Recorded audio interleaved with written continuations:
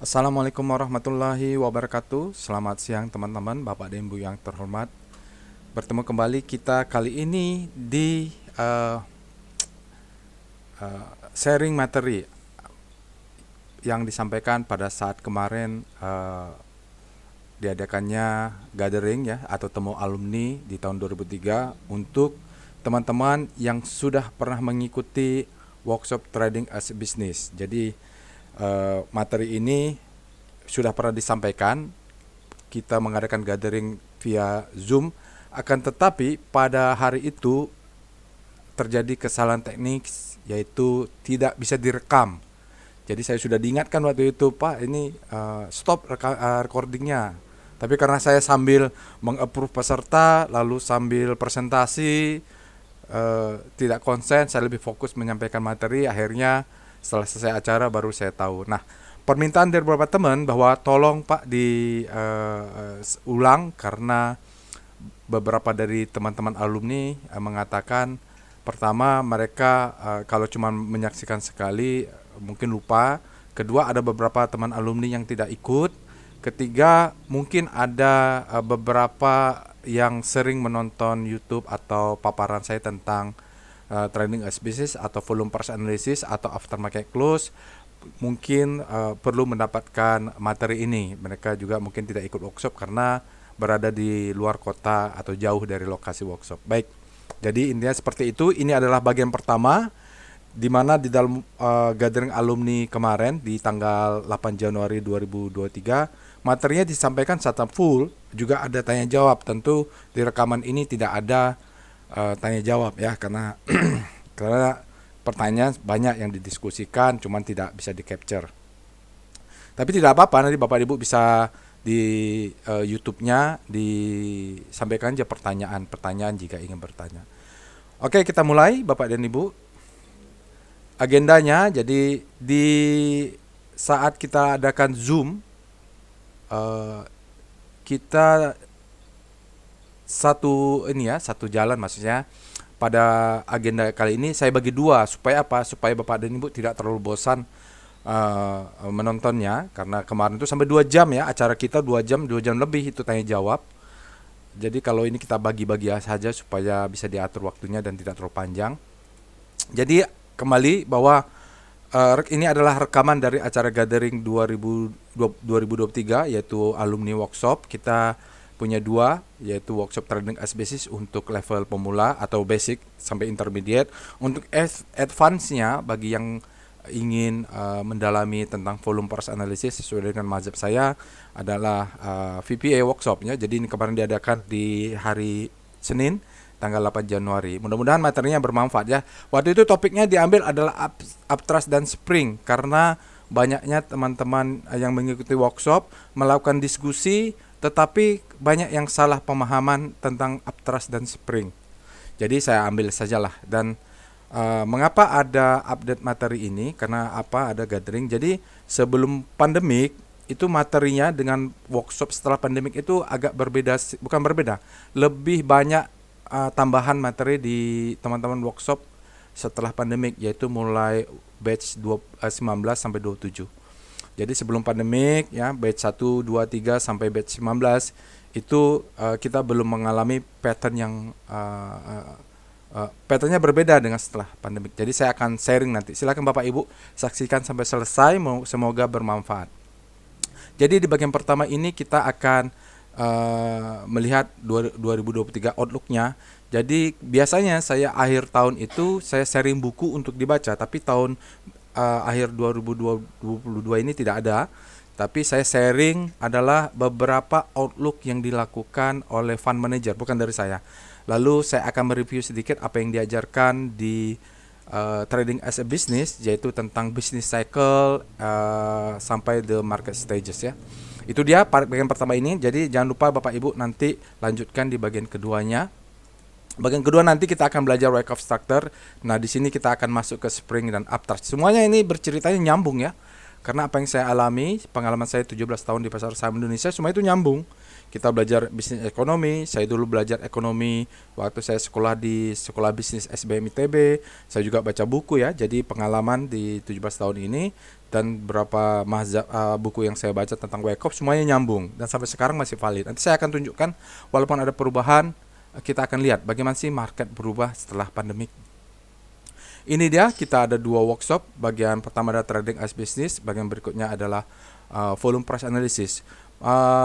Jadi terakhir itu tanggal batch 27 untuk saat ini ya, sampai direkam ini adalah batch 27 bulan Oktober. Nanti untuk trading as business mungkin kita akan adakan lagi di bulan akhir Februari. Saya lagi melihat jadwal ruangan yang bisa disewa.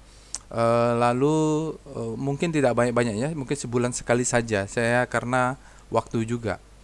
Baik, ini juga untuk workshop volume price analysis sampai batch 7 terakhir memang tidak banyak ya saya lakukan workshop untuk kelas advance-nya. Bagi yang berminat aja ingin mendalami volume price analysis atau Wyckoff method. Pertama kali workshop volume price analysis maksudnya trading as business dilakukan adalah hanya internal untuk teman-teman saya di Sekolah Bisnis SBM ITB Blemba 22 Jakarta ya. Jadi teman-teman di Jakarta kita belajar finance. Saya trading sudah sekian lama. Banyak juga teman-teman yang baru pertama kali terekspos di pasar saham. Mereka belajar tentang valuasi di kelas. Lalu banyak yang tertarik bagaimana kalau trading ya. Lalu kita bikinlah batch 1, batch 2 itu adalah teman-teman saya pure satu angkatan. Lalu batch 3 mulai ada nih yang ngajak teman-temannya. Di sini ada Pak Teguh ya. Beliau baru bukan teman-teman SBM ITB yang teman SBM ITB beberapa orang. Lalu batch 4, batch 5, batch 6, batch 7, batch 8 sampai batch 19 sebelum pandemik. Lalu kita masuk ke pandemik, terbatas hanya 5 orang kita menggunakan masker. Batch 26, 27 saat itu tidak difoto karena hujan. Jadi kita tidak bisa mengambil fotonya. Insya Allah nanti batch 28, 29, 30 akan ada lagi 2003 Bapak dan Ibu siapa yang ingin berminat. Jadi ini adalah workshop level mahasiswa sebenarnya. Harganya murah, berdasarkan pengalaman saya, teori apa yang dibaca buku dan sampai sekarang teman-teman ini masih menggunakan. Jadi cukup banyak juga ya sudah belajar tentang trading as business dan sebagian sudah mendapatkan ilmu volume price analysis. Baik, itu dia sekilasnya teman-teman yang berkumpul di acara gathering alumni workshop kemarin. Baik, kita mulai saja sekarang. Mau tidak mau ya kan, kita harus melihat apa sih yang dipikirkan oleh fund manager terkait dengan 2023. Karena faktanya kalau kita lihat setelah pandemik yaitu tahun 2020 sampai 2003 itu berbeda. Saya bukan analis fundamental, saya bukan analis ekonom, saya bukan saya hanya trader biasa ya Bapak dan Ibu berdasarkan pengalaman. Saya belajar juga ekonomik ya, belajar juga tentang inflasi. Tapi saya karena saya tidak ahlinya, maka saya mengacu ke banyak catatan dari para fund manager. Menurut mereka bagaimana tahun 2002 yang telah lalu dan bagaimana outlooknya tahun 2003. Jadi kita tidak perlu reinventing new wheel. Kita baca aja mereka lalu kita tarik garis benangnya. Jadi tahun 2022 Desember kemarin saya sudah sharing ya. Jadi saya mulai baca tuh, mulai dari Goldman Sachs ya. Mereka mengatakan tahun 2023 ini cycle-nya berbeda ya, cycle-nya berbeda. Itu kata dia. Lalu dari Citi intinya mereka mengatakan bahwa tahun 2003 ini kita mulai recovery ya, intinya nanti market leading duluan, ekonomi akan follow. Artinya sesuai dengan teori yang dipelajari bahwa market itu, pasar saham itu, financial market itu ada leading indikator bahwa ekonomi kita akan kemana. Jadi kalau market nanti ini dia 2023 dia rebound, maka kemungkinan akan diikuti oleh ekonomi. Atau sebelum ekonominya rebound, maka market pasar saham dunia itu akan rebound duluan. Itu dari Citi. Kalau dari NatWest dia fokus ke krisis energi. Jadi dia energi inilah yang memegang kekuasaan. Jadi dia meng-highlight beberapa isu-isu tahun 2003 itu adalah dari NatWest ya, NatWest Bapak Ibu. Jadi kalau masuk ke Telegram channel itu sudah saya posting ini semua paper-paper jurnal-jurnal atau catatan mereka. Fidelity mengatakan bahwa apa yang terjadi di tahun 2003 ini tergantung dari Fed. Jadi kalau the Fed agresif, dia menaikkan suku bunga, maka market akan bereaksi. negatif ya. Kalau mulai relaksasi, mulai soft landing misalnya ya, inflasi tidak terlalu tinggi, suku bunga tidak tinggi, maka market akan bergairah. Itu ya, itu dari Fidelity.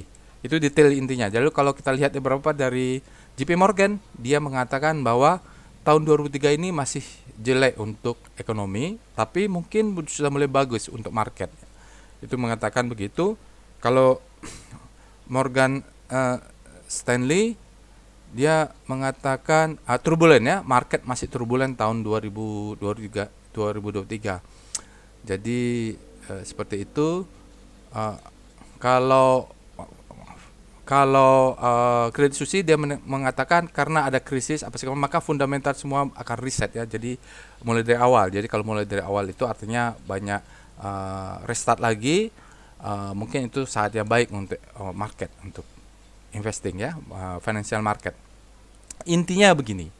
Kalau tarik garis merah, kalau Bapak Ibu membaca atau nanti memahami, mereka semua ada benang merahnya ya, bahwa banyak pemikiran dari fund manager itu mengatakan bahwa tahun 2023 ini adalah kombinasi dari pertumbuhan ekonomi yang melambat ya, akibatnya ya, lalu high inflasi yang tinggi, dan meningkatnya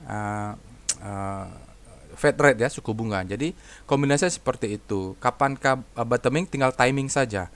Nah, menurut beberapa fund manager, kalau kita lihat garis besarnya, mereka mengatakan bahwa dari perspektif siklus ya, cyclical market, bahwa mungkinan market global economic itu akan bottoming di sekitar Q2 atau Q3 lah taruh ya. Jadi karena kan begini, kalau Bapak Ibu sering baca fund manager ini akan dua kaki. Mereka akan mengatakan, wah ekonomi susah, kita akan sulit, tetapi dia mengatakan inilah kita akan ke depan, mereka akan bottoming, ayo invest di dana Anda di tempat saya. Intinya mereka tidak akan mengatakan hal-hal yang membuat investor itu menarik uang dari market. Begitu, memang begitulah. Kalau mengatakan oh market ini jelek, jangan invest, itu tidak mungkin. Mereka akan mengatakan harapan-harapan dan mimpi-mimpi indah ya. Jadi kalaupun salah, mereka mengatakan oh ya marketnya jelek, jadi seperti itu. Jadi dua kaki memang itu biasalah. Oke, jadi beberapa mengatakan timingnya mungkin di Q2 dan Q3. Jadi mereka ya kalau nggak Q2, Q3, kalaupun meleset Q4, kalaupun nggak tahun depan gitu. Biasa itu. Oke, jadi begitulah pandangannya. Kenapa kita perlu memperhatikan pandangan-pandangan atau outlook dari fund manager? Nanti kita akan sampai ke sana. Oke, sebelum itu kita lihat dulu ya Bapak dan Ibu, ini saya sampaikan pada materi workshop trading as business. Tapi dulu saya belum masukkan kepada teman-teman yang ikut workshop di batch 1 sampai batch 5 sebelum pandemik ya. Jadi saya ceritakan bahwa saya sudah di pasar saham Indonesia itu sekitar 17 tahun. Kira-kira saya masuk market itu tahun akhir 2005 ya. Jadi sekitar tahun 2004 ini awal-awal atau 2003 saya lulus dari ITB ya, Geofisika, lalu saya mulai pindah ke Jakarta di 2004. Setahun saya kerja, mulai masuk market itu sekitar mulai ada duit terkumpul itu setelah bekerja setahun ya, mulailah berpikir bahwa ya ini harus ada invest, hidup sendiri di Jakarta tahun 2005-an lah ya, 2005-an udah mulai. Oke, setelah itu Bapak dan Ibu, saya waktu itu mengalami beginner luck ya. Jadi apapun saham yang saya invest tahun 2006 sampai 2008 itu semuanya profit ya. Jadi itu saya sudah ceritakan, tidak perlu saya ulang. Nah, ini saya akan ceritakan bagaimana terjadi dengan market kita, composite indexnya. Jadi tahun 2008 itu terjadi subprime mortgage ya, mulailah di situ. Lalu kita lihat tahun 2011-2012 ada krisis hutang di Eurozone ya, banyak negara-negara Eropa mengalami krisis hutang. Lalu sekitar tahun 2014, 13-14, Bapak Ibu, waktu itu saya sudah keluar dari Pertamina ya, saya sudah tidak kerja di Pertamina, saya sudah kerja di Samudra Energi. Samudra Energi itu dulu di bawahnya North Star Pacific ya. Krisis waktu itu dia turun. Nah di sini Yunani mengalami hampir default ya Bapak Ibu. Di situ market kita turun, lalu dia naik Nah, di tahun 2015 terjadi tapering tantrum ya, tapering tantrum, yaitu di mana uh, The Fed melakukan tapering terhadap ini pembelian aset-aset mereka. Tahun 2018, di sini saya sudah kuliah di SBM ITB ya, saya kuliah mulai 2016-2017. Terjadi trade war yaitu Donald Trump dengan Cina. Nah, di sini turun lagi.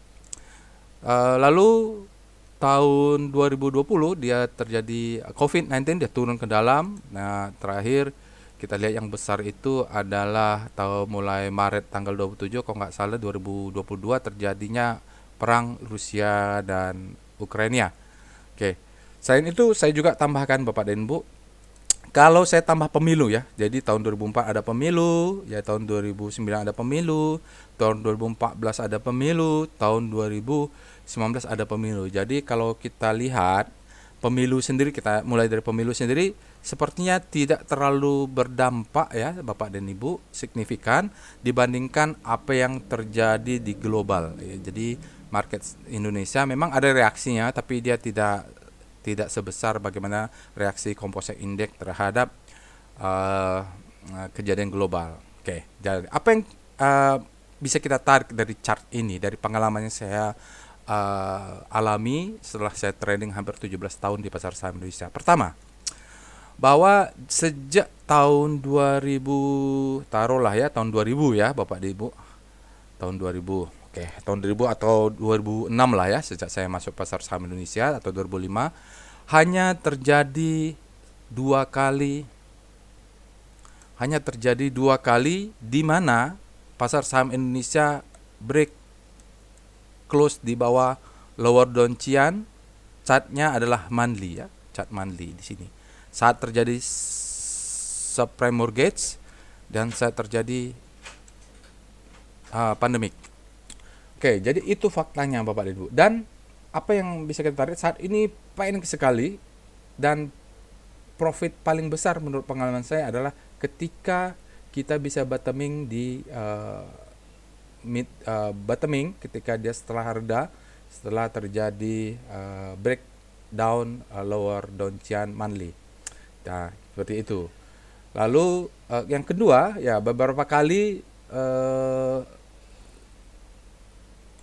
IHSG dia menyentuh mid downtrend. Ya, kalau di dalam workshop saya sudah ajarkan bahwa mid downtrend ini berlaku sebagai support dan resisten ya. Kalau dari atas dia menjadi support ya kalau jebol itu.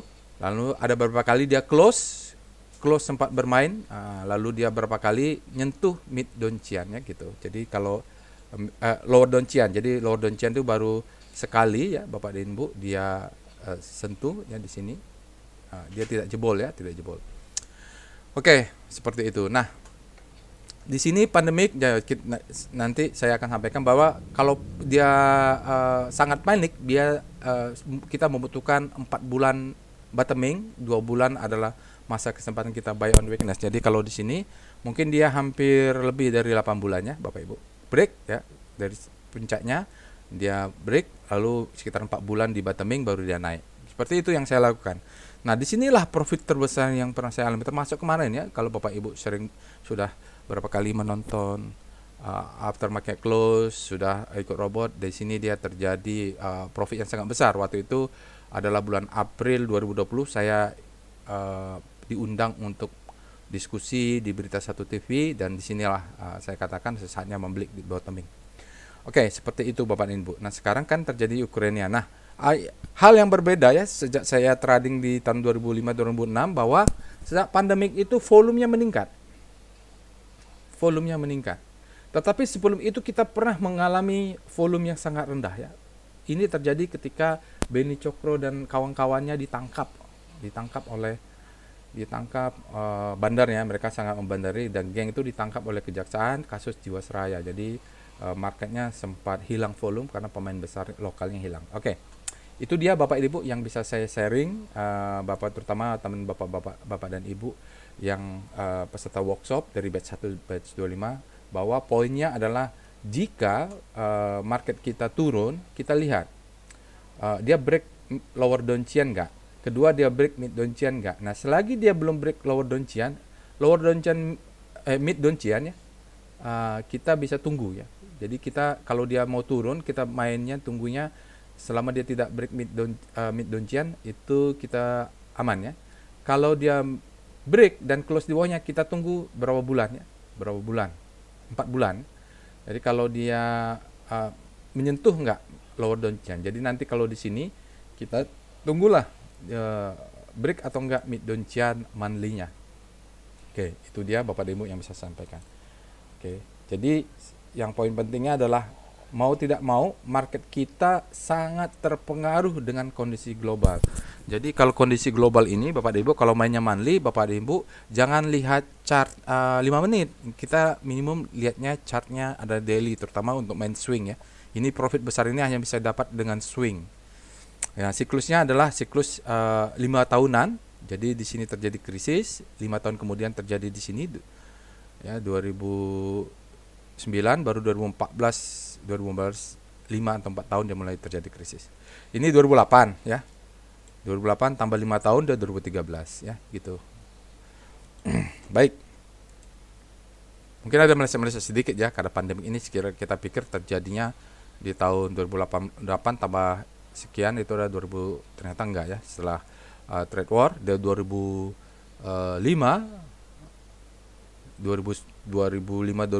di sini terjadi 2020.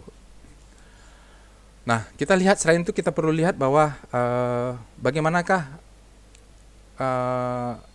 pertumbuhan ekonomi kita ya. Jadi sejak mungkin kita lihat tahun 2000 dia memang pertumbuhan ekonomi kita masih naik ke atas GDP ya, terutama Indonesia kita tumbuh terus hingga kita masuk ke G20 besar.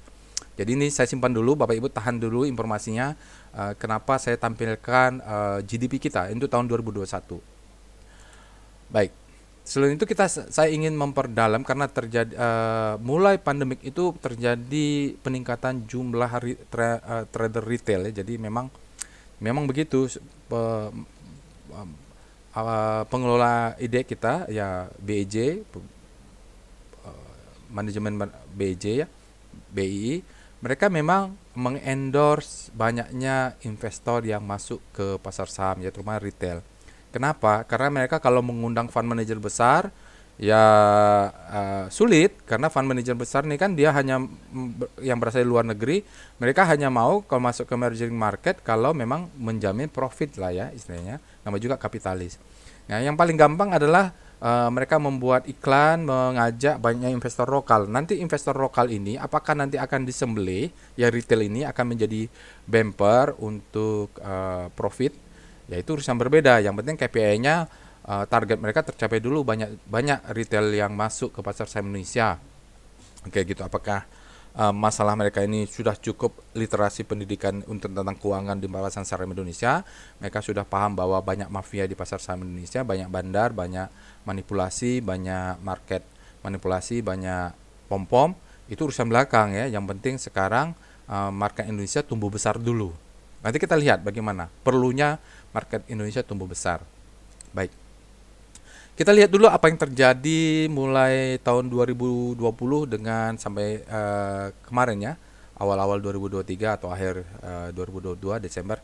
Kita lihat apa yang terjadi Bapak dan Ibu. Jadi sebelumnya terjadi perang dagang antara Amerika dengan Cina. Kita lihat pada awal tahun 2020 sekitar awal-awal minggu pertama bulan Januari itu pertama kali virus corona terdeteksi di Cina. Ini fatal akibatnya ya. Maka pada tahun 2020 terjadinya kejadian kedua, yaitu komposit kita break di lower Donchian monthly. Oke, ini terjadi pandemik lalu di Cina ya. Nah, setelah itu beberapa bulan Februari sekitar situ adanya pertama kali terdeteksi virus corona di Indonesia, yaitu di Bekasi kalau nggak salah ya Bapak dan Ibu. Saya masih ingat waktu itu saya masuk kantor tiba-tiba langsung kita disuruh kerja di rumah. Itu pertama kali terdeteksi. Nah setelah itu di sini kan market di Cina sudah mulai menyebar ya, lalu dia turun. Begitu dengan masuk di Indonesia kan market itu mendahului ya. Jadi mereka itu karena di belakang market itu adalah fear and greed, dia turun. Lalu 1 minggu kemudian WHO mulai mendeklar bahwa ini adalah pandemik COVID-19. Nah, turun dia, bottoming ya, terus bottoming, market sangat panik. Saya sudah banyak kena stop loss, habis-habisan di situ kena stop loss, punya cash. Sekitar awal April dia bottoming, lalu di April itu PSBB di Jakarta. Setelah itu sekitar akhir April atau awal Mei, pertama kali dalam sejarahnya minyak diperdagangkan di bawah nol ya, jadi minus. Itu dalam sejarah itu. Jadi sudah kebayang bagaimana ekonominya stuck, tidak ada konsumsi, harga minyak produksi tetap ada tapi demand-nya tidak ada. Lalu sekitar Juni PSBB Jakarta transisi, lalu sekitar September September itu adalah Indonesia pertama kalinya menyentuh rekor tertinggi COVID-19. Ini banyak yang meninggal di sini ya teman-teman. Aduh, sedih sekali ya. Saya teman-teman juga saya ada kerja, terus teman saya di organisasi Himpunan Ahli Geofisika Indonesia. Lalu dia turun Bapak dan Ibu karena ada rekor tertinggi, indeks kita bereaksi negatif. Nah, sekitar pertengahan di sini mulai slow down. Nah, naiklah. Setelah naik dulu di sini bullish ya, informasi segala macam bullish. Market kita recovery sampai sebelum pandemik. Nah, di sini ternyata tiba-tiba COVID-19 rekod lagi tertinggi, marketnya jatuh. Nah, setelah market jatuh sekitar bulan Februari ada pengumuman bahwa untuk bulan Januari PMI manufacturing kita expansion di atas 50, berarti bertumbuh ya. Nah, itu recovery lagi ke atas. Nah, lalu kemudian ada lagi pandemik di sini, second wave-nya terjadinya PPKM darurat ya di sini, lalu market turun.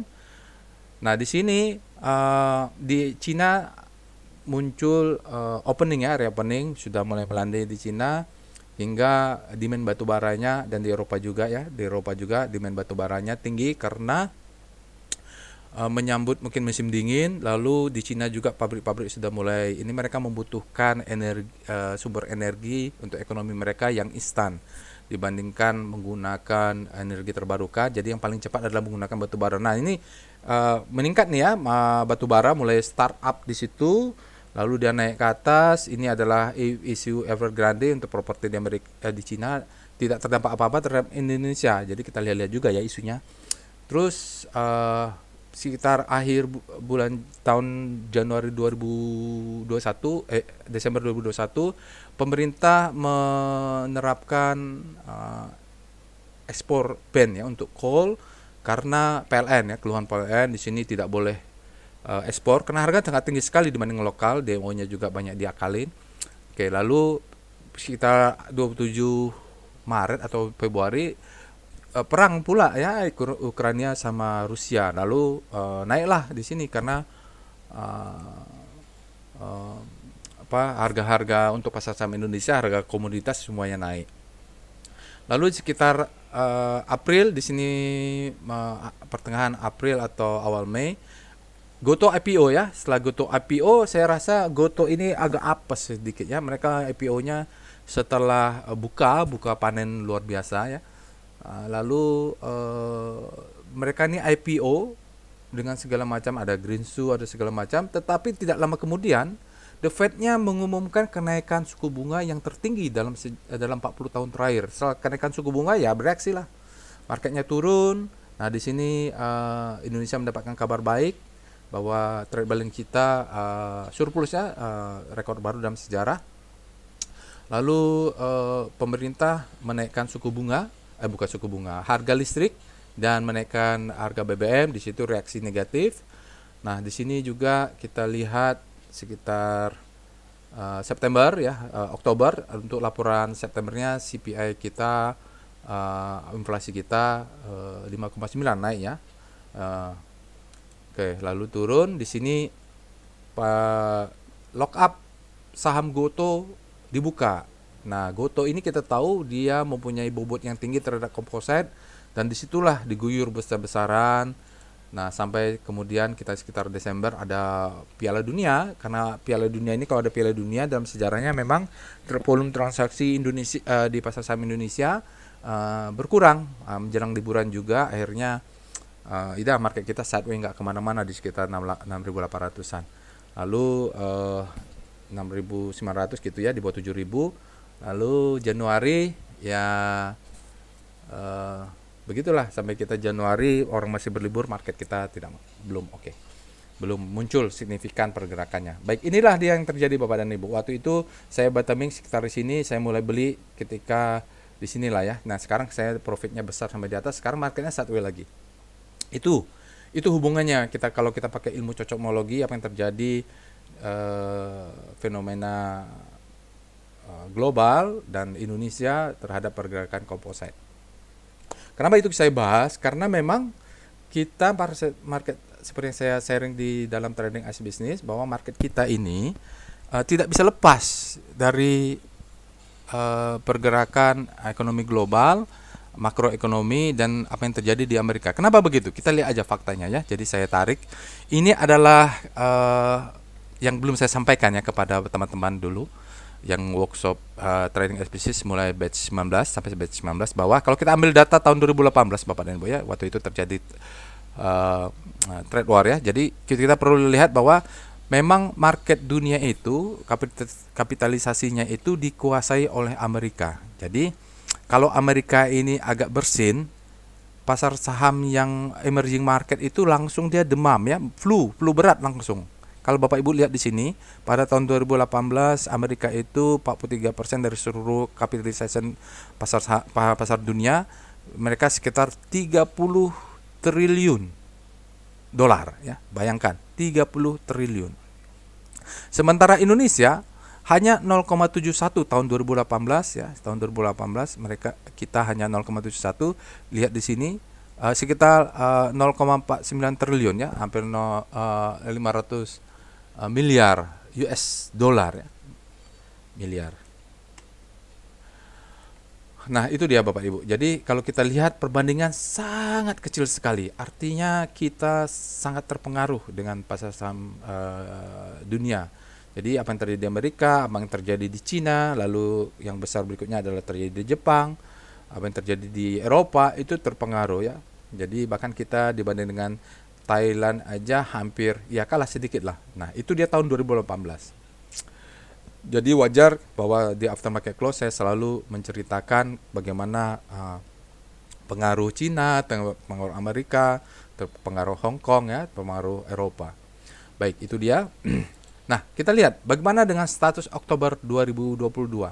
Jadi tahun 2022 ya Indonesia tidak masuk ke dalam, masih tetap tidak masuk, karena di sini kalau kita lihat untuk Nasdaq digabung dengan New York Stock Exchange aja, mereka 22 tambah 17 sekitar 39 ya, 39 triliun lebih di tahun 2022. Di tahun 2018 mereka 30,44, di tahun 2002 mereka sudah meningkat signifikan menjadi 39 triliun. Bayangkan ya. Ya, lalu kita lihat ada Shanghai, Euro. Kenapa saya selalu melihat Cina, Euro dan Jepang? Karena memang besar sekali mereka. Hong Kong ya Bapak Ibu gitu. Sementara di sini Teheran 1,05. Kita belum sampai, kita masih 0. Nah, berapa posisi kita tahun 2022? Dan market cap Indonesia ya tahun 2002 Desember di sini sekitar 600 miliar atau 0,6. Jadi ada peningkatan dari 0,49 menjadi 0,6 triliun.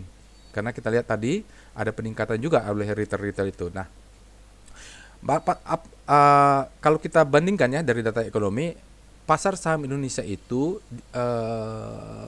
dihitung dia porsinya sebesar 48,3 dari nominal GDP tahun Desember 2021 ya Bapak. Jadi memang ada peningkatan. Mungkin kalau 2022 menjadi sekitar masih 49% ya, ada peningkat 1%. Jadi begitu Bapak dan Ibu. Jadi memang ada hubungannya, dan hampir setengah dari GDP kita itu market kita itu setengah dari GDP gross product kita ya, baik. Nah, disinilah mulai kita hubungkan dengan GDP. Oke, jadi ada namanya indikator Buffett indikator Bapak Ibu, bisa cek di sini ya, nama source-nya ini. Ada ya, intinya bahwa Buffett indikator ini adalah salah satu parameter yang katanya ya, saya baca jurnal yang valuasi pasar saham terhadap GDP. Jadi memang kalau fund manager asing itu ingin masuk ke Indonesia, dia akan lihat ini kira-kira prospek ke depan Indonesia sebagai emerging market seperti apa. Dilihat dari pertumbuhan ekonominya. Kan mereka melihat makro ya. Mereka kalau fund manager itu tidak mungkin melihat seperti yang dilakukan trading 5 menit, trading 10 menit, dia tidak mungkin ya. Mereka akan lihat makroekonomi. Nah, inilah kira-kira Bapak Ibu, mereka akan lihat bahwa kalau dari historical GDP bahwa Indonesia memang masih tumbuh terus ke atas, sekitar GDP-nya tahun 2022 adalah 1,2 triliun ya GDP-nya, sekitar kita ya 40%-an, 48%, 49% itulah market kita, sekitar di situ. Market kita juga terus tumbuh Bapak dan Ibu. Nah, di sini ditambah dengan ada namanya cadangan devisa atau total aset dari bank sentral. Sekitar di sini. Artinya tumbuh terus nih kita, GDP kita tumbuh, market kita tumbuh, cadangan devisa kita terus tumbuh. Nah, di sini ada namanya rasio TMC ya, total market capital dibagi GDP. Stock market capital. Jadi di sini Bapak dan Ibu, kalau warna hijau itu adalah market kita, komposit kita dibagi GDP per persen. Lalu sekitar di sini ya, sekitar 49 sekian di situ posisinya. Lalu di sini juga ada kalau ditambah dengan cadangan devisa, jadi dia akan jatuh lebih dalam sekitar 41 ya. Kita 47,8 saat ini. Oke, nah dari valuasi ini apa yang mereka lihat bahwa mereka mengatakan dari rasio ini bahwa Indonesia dari Buffett Indicator adalah modestly undervalue. Jadi kita sedikit undervalue market kita. Dan itu menarik tentunya kalau begitu. Nah, Bapak Ibu silahkan aja baca sendiri. Kira-kira posisi kita di mana? Nah, kalau posisi kita berada Rusia ya paling undervalue, Pakistan, Egypt, kita berada slightly di belakang Meksiko ya. Sebelah Meksiko sekitar di sini. Sekitar expected return-nya kita 9,8 lah gitu. Sekitar di sini kita kan 10, kita 9,8 gitu expect. Jadi memang masih menarik. Jadi untuk jangka panjang kita masih oke lah ya. Tapi mungkin reaksi-reaksi jangka pendek saja karena rentan sekali kalau emerging market ini. Oke, itu Bapak Ibu bisa lakukan sendiri. Di sini ada alamat websitenya, di stop aja videonya, di capture alamatnya, Bapak Ibu bisa lakukan sendiri. Ada detail penjelasannya. Oke, itu dia kalau kita hubungkan GDP dengan Composite Index IHSG. Baik. Sekarang kita lihat juga bagaimana pertumbuhan ekonomi. Sebenarnya pertumbuhan ekonomi Indonesia sudah coba balik lagi, rentangnya sekitar dari tahun 2004 ya. Sekitar di sini ada 4 sampai 7 sempat. Jadi kalau kita kembali di sini, kita balik lagi setelah pandemi kita sempat minus ya. Pandemik tahun 2020 kita minus, tapi kita recovery cepat, akhirnya kita kembali lagi ke posisi 5, 4, sekian sampai 5 lah sekitar di sini. Artinya kita cepat recovery-nya. Lalu kalau kita prediksi tahun 2001 GDP kita memang tumbuh besar ya, jadi masuk G20 dan kelihatannya masih besar tumbuhnya terus. Belum masuk fase ini, dia masih marking up ya, masih belum stuck di atas ya, masih mudah-mudahan masih tumbuh terus. Ini tahun 2001, 2002 juga ada peningkatan. Nah, kalau kita lihat dari mana saya ambil? Ini dari Fidelity ya. Jadi kalau tahun datanya adalah tahun 2002. Maaf ini kepotong di bawah. Bahwa 31 Desember tanggal bulan Desember itu bahwa posisi begini nih ya, Bapak Ibu bisa lihat Cina sudah masuk resesi, UK udah masuk ya. US mau menyusul. Nah, di manakah Indonesia kalau lihat GDP ini ya? Karena ini kan economy growth ya. Kalau Indonesia sepertinya dia masih tumbuh ke atas, mungkin di sini atau di sini ya, tapi belum top. Atau kalau kita melihat bagaimana pergerakan Indonesia sebagai emerging market, mungkin Indonesia menyusul di belakang Brazil, India dan Meksiko sebagai emerging market ya. Mungkin berada di sini. Tapi saya sih masih optimis kita masih bisa tumbuh. Oke ya, mungkin bisa di sini atau dia menyusul Brazil. Itu dia Bapak Ibu. Nah, sekarang itulah gambarannya yang saya lengkapi dari materi workshop Trading as Business. Sekarang kita masuk ke business cycle, business dan economic cycle ya.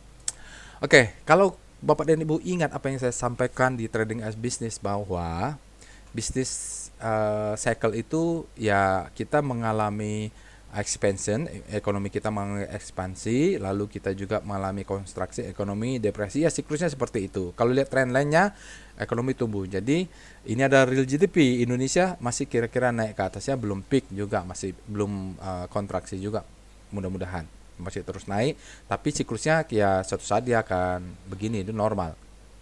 Tergantung time frame-nya.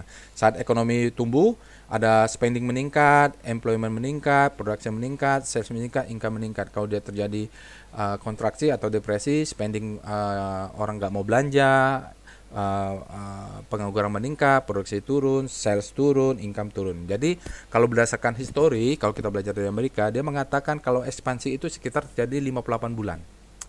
58 bulannya, 58 bulan itu berapa? 4 tahunan. Siklusnya ada 5 tahunan ya, 60 bulan. Kalau konstruksi dia turun terjadi berapa lama? Kira-kira dari historical dia terjadi 11 bulan ya. Jadi waktu tapernya tertentu kan dia 11 bulanan. Begitu. Jadi kita tunggu 11 bulan, bottomingnya biasanya 4 bulan. Jadi siklusnya seperti itu Bapak Ibu, belajar dari sejarah. Jadi kalau kita sudah sekitar 4 tahun siklusnya, siap-siap itu nanti kita akan mengalami konstruksi biasa, kan orang profit taking. Oke, itu dia. Nah, dari buku ya, kalau kita mengambil dari tahun 2000 dari Martin Smith, dia mengatakan ini adalah cerita dari GDP, Bapak dan Ibu. Nah, dia mengatakan bahwa yang warna merah ini adalah stock market ya, pasar saham. Yang warna biru adalah GDP. Jadi warna garis putih-putih ini adalah pertumbuhan ekonomi untuk jangka panjang. Memang ekonomi terus tumbuh ya, Indonesia kan ekonomi terus tumbuh. Tinggal sudut kemiringannya saja. Jadi dia mengatakan bahwa pasar saham itu dia adalah leading indikator. Sebelum ekonominya tumbuh, naik, pasar saham sudah naik duluan. Jadi begitu juga kalau sebelum ekonomi itu jatuh, pasar saham sudah jatuh duluan. Nah, kalau ekonomi kita nanti mau tumbuh, biasanya dia akan di-leading oleh marketnya naik. Nah, kalau kita mau invest di pasar saham, jangan tunggu dia sudah peak. Kita tunggulah saat-saat dia awal-awal mau recovery kita sudah masuk dulu pasar saham dan bisa dilihat dari pergerakan indeksnya. Begitu juga ya. Itu dia kalau dari Smith. Nah, kalau kita lihat ini dari Britannica ya, di antara saham terjadi ekspansi, ada peak, ada kontraksi. Biasanya ada saja saham-saham yang outperform ya. Jadi dia mengatakan siklus ekonomi itu di saat terjadinya fase-fase ini, kita harus bisa melihat saham manakah yang outperform. Sebelum saat dia mau naik, mau turun, kita harus bisa switching. Inilah yang mendasari saya sebagai swing trader, dan swing trader saya sangat tergantung dengan siklus market. Oke, ini belum sempat saya sampaikan dulu di Bapak dan Ibu peserta workshop ya, sehingga saya sampaikanlah di sini. Ini sudah pernah ya, sama saja. Jadi kalau kita baca buku Stopwell, dia lebih mengacu ke S&P. Dia mengatakan bahwa warna biru ini adalah stock market, warna kuning ini adalah ekonomi. Jadi di saat ekonomi pasar saham ekonomi mau jatuh, pasar saham sudah jatuh duluan. Begitu sebaliknya, saat ekonomi mau naik, pasar sahamnya sudah bergerak dulu. Ini bottomingnya selalu leading ya. Dia bottoming, lalu ekonomi bottoming. Di saat ekonominya bottoming, ada aja saham yang sudah mulai bergerak naik, yaitu marketnya sudah early bull di sini. Nomor sektor 8 bahwa basic industry, transportasi, dan nomor 4 itu adalah finansial. Mereka ada leading indikator kalau di S&P Amerika. Kita sama juga. Kita lihatlah pasar saham Indonesia. Kalau BBCA, BBRI, dan saham-saham finansial itu sudah diakumulasi oleh fund manager, ya baik yang asing ataupun lokal, biasa itu indikasi market kita mau naik, walaupun ekonomi kita lagi susah-susahnya. Begitu berikutnya, sektor 5 ada teknologi, nomor 7 adalah capital good, nomor 6 itu adalah basic ya, 69 itu kalau 69 itu adalah energi. Jadi kalau sektor energi sudah tinggi-tingginya kayak batu bara, energi, Medco, atau harga minyak lagi tinggi-tingginya, itu adalah puncaknya. Nah, nggak berapa lama kemudian ekonomi kita akan puncak juga. Dia akan turun lagi. Yang ketiga adalah kesehatan, mulai di situ, dan consumer non cyclical. Nah, itu terus begitu. Jadi inilah acuan saya biasanya dalam melakukan swing. Saya lihatlah sektor-sektor ini, saya akan switching setiap 6 bulan atau 1 tahun saya akan melakukan switching. Oke. Nah, Kalau kita ngambil, ini belum pernah saya sampaikan. Barry Rizal ya, dia mengatakan ceritanya begini, bahwa market cycle itu ada hubungan dengan economic cycle. Dia mengatakan kalau market cycle itu ada sekitar 3 sampai 9 bulan lebih leading terhadap economic cycle. Makanya saya kadang-kadang 6 bulan, 9 bulan itu ada switching ya, ada tukar karena marketnya berubah.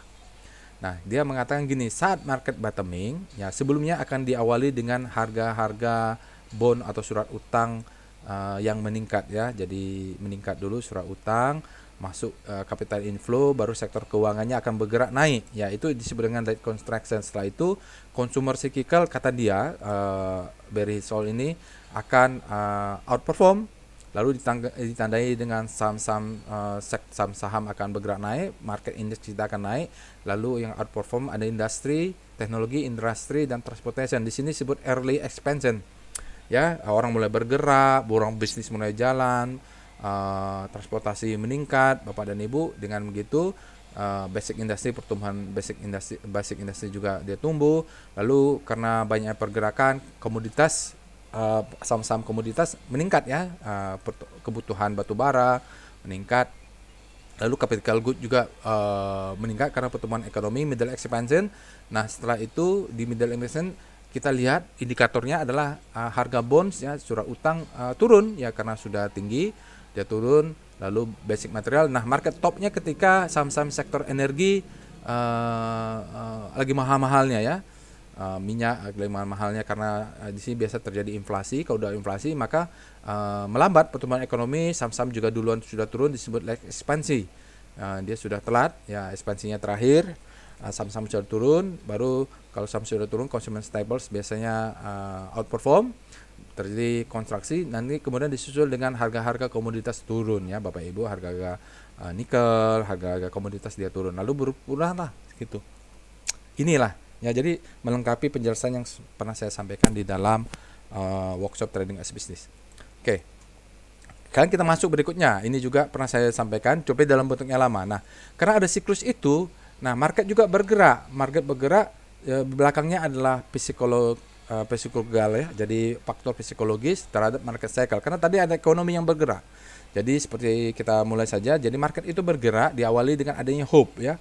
Sebelumnya orang kan disbelief ya, maka marketnya menjadi bottoming. Lalu ada hope. Tanpa hope dia tidak akan naik, Bapak dan Ibu. Tanpa hope tidak akan naik, lalu dia naik. Setelah naik dia terus bergerak naik. Orang semakin optimis. Setelah optimis semakin belief ya, yakin segala macam. Thrill ya, yakin bahwa oke, market akan naik, profit saya besar, saya hajar margin karena selama ini saya beli pasti profit. Lalu dia euforia, benar kata dia bahwa dia akan segera kaya. Lalu terjadi koreksi karena kan sudah puncaknya di sini sudah profit. Orang ideologi market ada profit, lalu dia turun, lalu dia bilang complacency. Oke, tenang, ini hanya koreksi sementara. Menurut para fundamentalis, ekonomi kita baik, lagi bagus-bagusnya.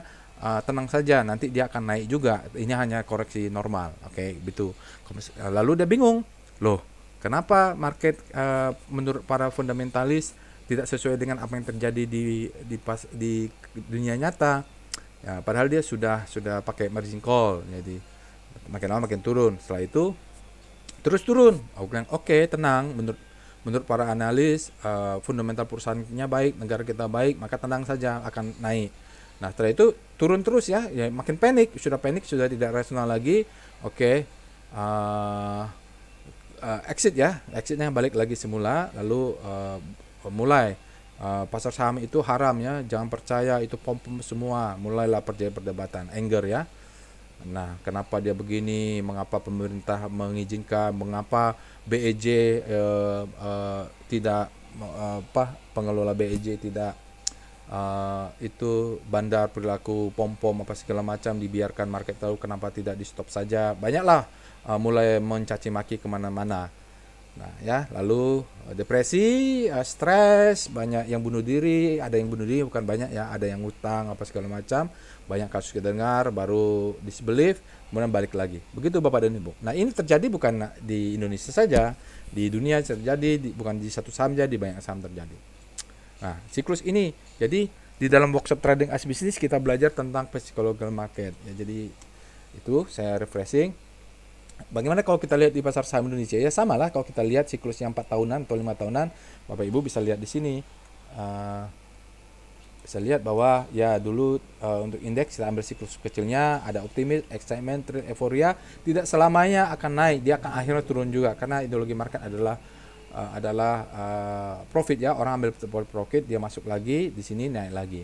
Jadi di sini disebut kita fase akumulasi, disebut dengan marking up, di sini terjadi distribusi orang profit taking, di sini ya turunlah kalau sudah profit taking, lalu dia terjadi akumulasi lagi, dia naik lagi. Nah kalau kita lihat siklusnya seperti ini, nanti kan kita masuk ke Wyckoff ya, akumulasi, marking up, distribusi, marking down. Pertanyaannya dia berapa lama terjadi akumulasi, berapa lama marking up, bagaimana berapa lama dia euforia, dan berapa lama dia terjadi marking down. Dan kalau kita lihat dulu ya patternnya Bapak dan Ibu, dulu ya gini, terjadi akumulasi lalu naiknya pelan. Seperti ini kalau kita lihat ya. Patternnya seperti ini dulu. Kita akumulasi, dia naiknya pelan-pelan, turunnya pendek ya. Lalu terjadi akumulasi. Dan yang saya lihat semakin panjang akumulasinya biasanya naiknya semakin tinggi. Itu yang pernah kita bahas ya. Oke, nah kalau kita masuk sekarang ke stages analisisnya market cycle, ini sudah dijelaskan kita punya akumulasi, expansion, distribusi, dan kontraksi seperti siklus biasanya.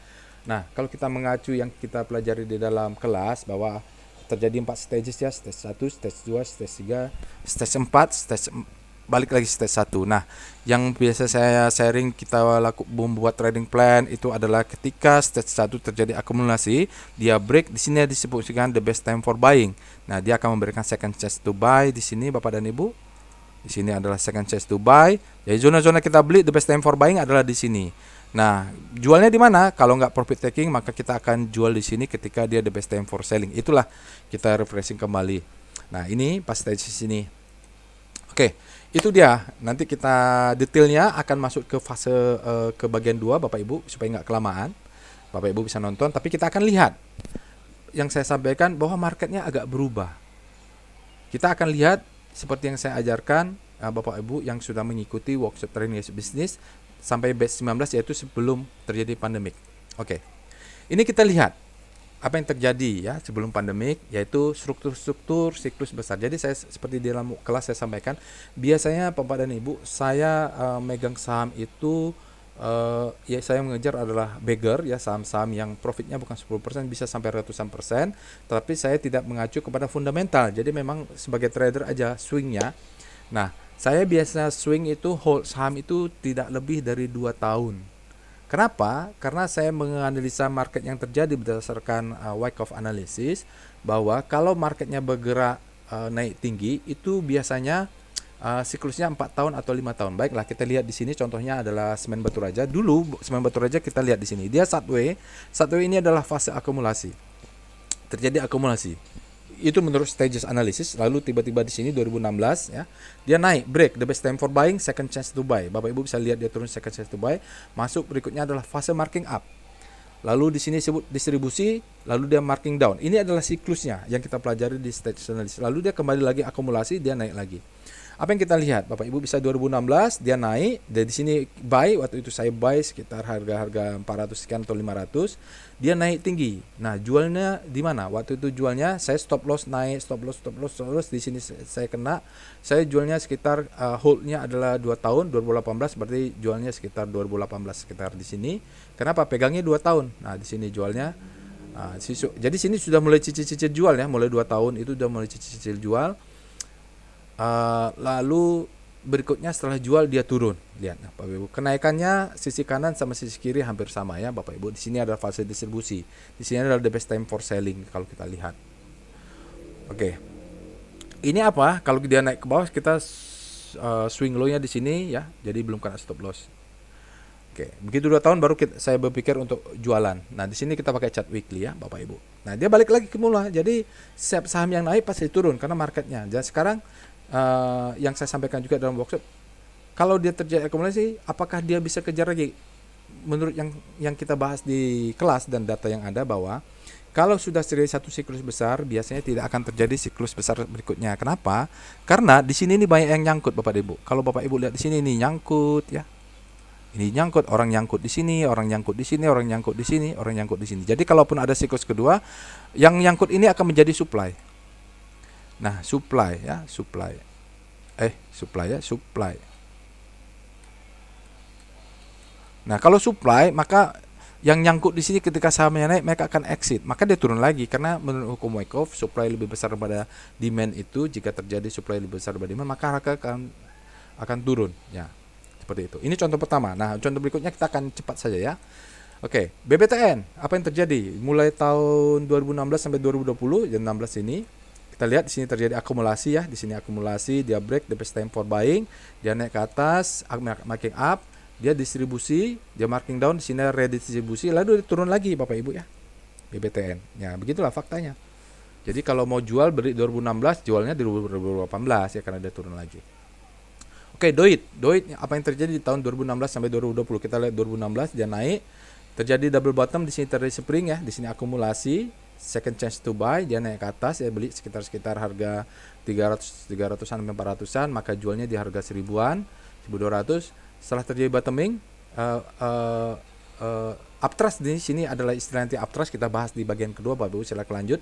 Maka kita jualnya tahun 2018, ya dia turun ke bawah. Nah, nanti kalaupun nanti Doit ini naik, biasanya dia tidak akan lebih tinggi dari siklus besar karena di sini banyak yang nyangkut. Marking up, distribusi, dan marking down. Nah, biasanya ini akumulasi lagi. Di sini Bapak Ibu bisa cek chartnya, naik lagi dia. Oke. Oh ya, ini sama ya. Lalu kita lihat. Itu contohnya. Kalau setelah pandemik apa yang terjadi? Setelah pandemik tahun 2020 ya, kita lihat. Tahun 2020 ini contohnya BBYB, Bank Neo kalau nggak salah, dia terjadi di sini saham yang tidak dikenal lah. Apalah ini saham perbankan yang aneh, yang jauh dari prediksi, lalu kemudian dia berubah menjadi bank digital tahun 2020. Nah, kita lihat dia ternyata 2020 naik Oktober ya. Nah, ini bulan Oktober ini sudah jatuh lagi. Artinya dia 2020, 2022 sekarang siklusnya tidak lagi panjang. Dia marking up, distribusi, marking down. Jadi yang kalau kita pegang 2 tahun ya, siklusnya kita anggap pada siklusnya 4 tahun atau 5 tahun, maka kita ketinggalan, kita jual lagi bottoming. Oh ya, kenapa siklusnya 4 tahun atau 5 tahun? Saya coba menghubung-hubungkan karena memang siklus ekonominya 4 tahun atau 5 tahun. Kalau lihat Amerika pemilunya adalah 4 tahun. Di Indonesia ya, pemilunya adalah 5 tahun. Jadi ambil tengah lah, sekitar 4 tahun sampai 5 tahun. Kadang 4 tahun setengah, sekitar di situ. Saya hubung-hubungkan ke sana. Jadi siklus ekonomi memang sekitar 4 tahun, 5 tahun terjadi satu siklus. Tapi kalau kita ikutin setelah pandemi, kalau Bapak dan Ibu pegang 2 tahun, dia akan turun lagi ya. Tahun 2020, tahun 2002 dia turun. Oke, ini juga lihat Sen ya, Sen pertama tahun 2020 ya, sekitar April Juli dia the best time for buying. Ternyata dia balik lagi di sini. Oktobernya sudah balik lagi, 2002 mau masuk 2003 dia turun lagi. Artinya siklusnya makin pendek. Kalau kita pegang 2 tahun, marketnya sudah berubah ini kalau saham-saham yang mau bagger ini ya. Jadi kita jualnya setahun, udah beli April, Juli, kita jualnya ya April Juli itu bisa jual. Karena takutnya kalau kita jual nanti 2 tahun dia sudah turun ke bawah. Jadi kita lihat chart di sini sudah the best time for buying, terjadi distribusi ya sudah kita jual. DMMX bagaimana? Ya tahun 2020 dia naik kencang Bapak dan Ibu, 2021. Nah, sekarang dia naiknya kencang. Yang biasanya kalau naik itu pelan-pelan, sekarang naiknya sangat greedy. Karena terlalu greedy jadi makin pendek. Ya kita lihat di sini akumulasi tahun 2021. Sekarang tahun 2023 dia sudah balik lagi. Kemana dia akan balik? Kemungkinan dia akan mengejar garis ini. Kalau Bapak dan Ibu lihat, nah ini DMMX. Kemana dia akan turun? Di sini ada zona supply. Mungkin dia akan ke sini Bapak dan Ibu. Nah, DMMX mungkin akan kejar ke sini ya. Jadi 2021 Oktober 1 tahun, 2 tahun. Kalau kita pegang 2 tahun dia sudah jatuh. Mungkin di sini akan kembali akumulasi. Begitu. 2000 kalau ASA bagaimana? Kita lihat ASA ini, di sini dia naik, di sini fase akumulasi April 2021 Oktober, sekitar Oktober atau Desember dia naik kencang, dia turun kencang Bapak Ibu. Marking up, terjadi distribusi pendek aja. Jadi kalau kita pegang 2 tahun 2023 nanti ya, kalau kita lihat April mulai di sini akumulasi ya. Dia sekarang di akhir 22 atau awal 23 dia sudah turun. Nah, mungkin dia akan naik lagi, akumulasi dia akan naik tapi tidak akan setinggi mencapai 4.000. Kenapa? Di sini banyak yang nyangkut. Marketnya berubah Bapak Ibu. Kita tidak bisa pegang selama 4 tahun. Kita harus siklusnya tidak terjadi selama 4 tahun, malah jadi pendek sekarang 2 tahun. Artinya cukup setahun aja sekarang kita pegang, saking marketnya berubah. Apa yang terjadi di agro sama Bapak Ibu, kita lihat di sini Juli ya tahun 2020 dia naik kencang apa segala macam, dia turun lagi. Sekarang gila Desembernya sudah turun di sini. Nah, mungkin dia akan naik tapi naiknya mungkin tidak tinggi-tinggi amat. Dia bisa targetnya paling di sini atau target di sini. Itulah. Kalau Bapak Ibu nyangkut di sini ya udahlah ya. Kalau kita bisa exit karena biasanya dari historical kalau sudah siklus besar terjadi, ya jarang terjadi 2 kali karena demand-nya sangat besar di sini. Supply. Hingga dia yang menahan untuk tidak naik karena orang berlomba-lomba untuk exit. Nah, kita selain itu saya juga sebelumnya mengamati time cycle-nya. Beberapa time cycle terutama sektor consumer itu memang lebih lama. Kita lihat di sini contohnya ya. HMSP kalau Bapak Ibu lihat tahun 2008. 2008 dia naik terus 10 tahun ya, 5 tahun, 10 tahun. Nah, siklusnya 10 tahun dari tahun 2008 dia muncak. Kalau kita lihat dari tahun 2010 menjadi 4 tahunan ya, 2018. Jadi siklusnya besar karena 2 kali pemilu Amerika. Jadi 4 tahun. Kalau hold 4 tahun, nah setelah itu sisanya 4 tahun kemudian dia turun. Jadi holdnya kalau kita mulai dari 2010 ya di sini crossingnya 2010, 2020-nya sudah turun ya 2022. Jadi begitulah ya, dia jadi 5 tahun dia bisa exit gitu, akumulasi distribusi. Nah ini apakah SMP akan bisa setinggi 5.000? Mungkin tidak. Sampai mana? Mungkin dia kalau nggak tinggi di sini bisa di sini ya.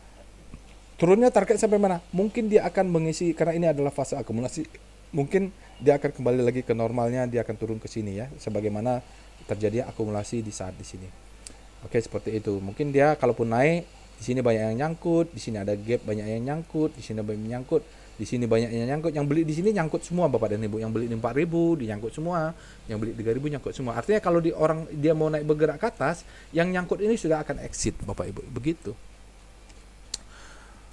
Oke, itu HMSP ya Bapak Ibu. LPCK lihat 2010, 2011 dia naik ke atas, 2020 atau 2021 dia sudah turun ke bottoming sampai mana? Sampai di mana dia terjadi akumulasi tahun 2020-nya. Dari tahun 2010 akumulasi, tahun 2020 dia balik lagi ke asalnya, dari tanah kembali ke tanah gitu ya. Dari jelek yang jadi balik lagi ke jelek gitu. Jadi yang nyangkut di sini menderita nih lahir batin ini Bapak Ibu. Turun marking down, apakah dia bisa naik? Menurut yang saya cek belum ada yang sudah beggar luar biasa begini balik lagi sahamnya setinggi ini. Begitu dia masalahnya. Kita lihat main tahun 2010, tahun akhirnya akhir 2010, tahun 2011 sampai 2022. Kalau kita lihat 2020 udah 10 tahun. Nah, ini megangnya cuma 4 tahun saja. Siklus besarnya kita bisa hold 4 tahun. Kalau kita lebih dari 4 tahun ya dia balik lagi ke awal. Gitu. Ini time frame yang lain-lainnya ya. Nah, sekarang apakah main akan naik ke tinggi? Mungkin tidak ya. Setinggi-tingginya dia level inilah, karena banyak yang nyangkut di sini sudah exit, nyangkut di sini mungkin dia lebih rendah dari ini. Susah bisa mencapai 1.800 atau 2.000 Bapak Ibu. Karena yang nyangkutnya banyak nih, walaupun ada gap ya dia akan susah ya, karena yang gap ini bertahan bertahun-tahun menahan investasinya tidak tumbuh-tumbuh. Begitu dia kesempatan bisa exit dengan tidak rugi, dia akan exit. Artinya supply-nya meningkat. Oke, itu saja Bapak Ibu bagian pertama ini, hampir 1 jam. Silahkan Bapak dan Ibu, nanti saya akan upload ke websitenya. Silahkan Bapak Ibu tunggu, nanti kita akan bikin untuk yang bagian keduanya terkait yang lebih detail. Siklusnya menggunakan Wyckoff cycle. Kita sudah melihat market kita cycle hubungannya dengan ekonomi global. Itu saja yang bisa saya sampaikan. Jangan lupa kunjungi websitenya www.dlcoan.id. Bapak dan Ibu yang ingin menunggu jadwal workshop bisa tunggu di sini, lihat jadwal di sini. Atau Bapak Ibu ingin menggunakan join Telegram bot, bisa klik di sini. Untuk join Telegram channel bisa klik di sini juga. Di sini banyak tutorial yang bisa bermanfaat untuk Bapak dan Ibu. Kalau ada riset spesial riset market analysis, biasanya saya akan masukkan ke sini ya Bapak dan Ibu, bisa dipelajari. Oke, insya Allah kita akan bertemu di bagian keduanya. Jangan lupa Bapak dan Ibu selalu dalam tradingnya selalu menghitung risk dan reward. Nanti kalaupun terjadi di market apapun kita bisa selamat. Itu saja yang bisa saya sampaikan. Insya Allah nanti kita akan bertemu di batch bagian kedua, dan Bapak Ibu yang ingin ikut workshop bisa bertemu di Trading as Business batch berikutnya. Assalamualaikum warahmatullahi wabarakatuh.